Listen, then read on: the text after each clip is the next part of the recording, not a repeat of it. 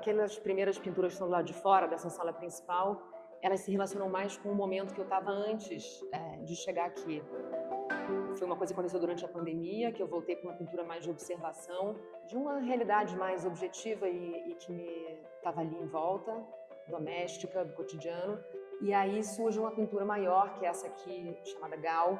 Tem elementos mais oníricos, mais imaginativos, menos diretamente da realidade. Esse jeito de olhar para as coisas é sempre importante no trabalho dela, olhar para as coisas que estão acontecendo, olhar para o cotidiano, olhar para isso que está ali disponível, mas a Maria está olhando para essas coisas e enxergando um potencial plástico e enxergando o quanto essas coisas podem se tornar pintura.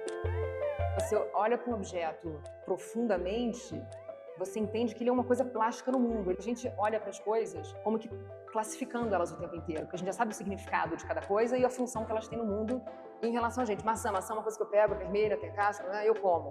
Mas quando você está olhando muito para uma coisa, ela deixa de ter aquela classificação, aquele sentido, aquela função no mundo, e ela vira uma espécie de equação matemática. Tem uma certa objetividade que me atrai. Mas a pintura, ela é sempre totalmente abstrata. Tem uma hora que eu começo a pintar alguma coisa reconhecível e que logo no início do processo, quando eu avanço um pouquinho, eu começo a tratar aquilo como uma enorme abstração. Eu só penso onde uma pincelada encontra a outra, onde uma cor se relaciona com a outra, e eu esqueço sobre o que eu estou pintando. Eu consigo fazer esse ping-pong entre o que é reconhecível e o que não é.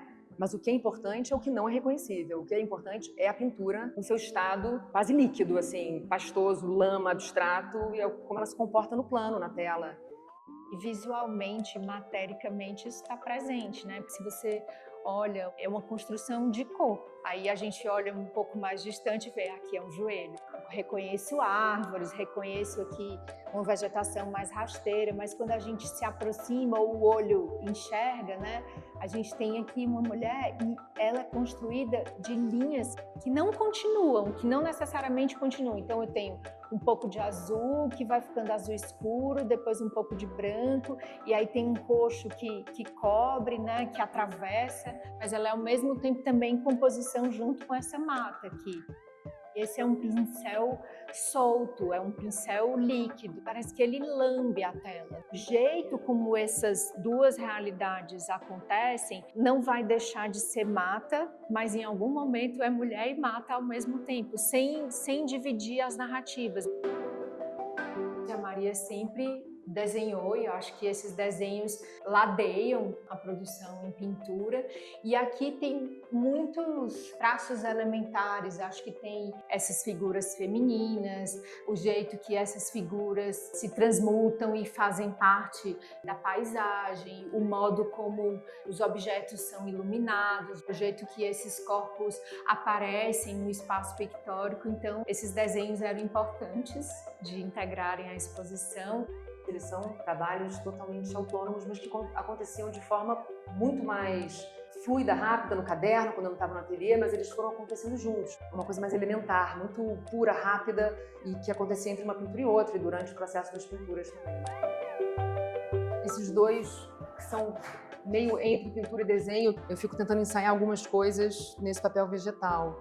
E eles são também trabalhos autônomos que depois eu tiro, e às vezes eu uso um fundo de tela que já tem uma certa composição, umas árvores que eu gosto, e uso aquilo como guia para um outro desenho que acontece na frente. Então a forma com que eu trato a tinta, a pintura, o processo da pintura também interfere num tipo de narrativa que vai ecoando essa lógica interna da pintura, da abstração, né? Para um processo criativo é que nem as figuras na pintura.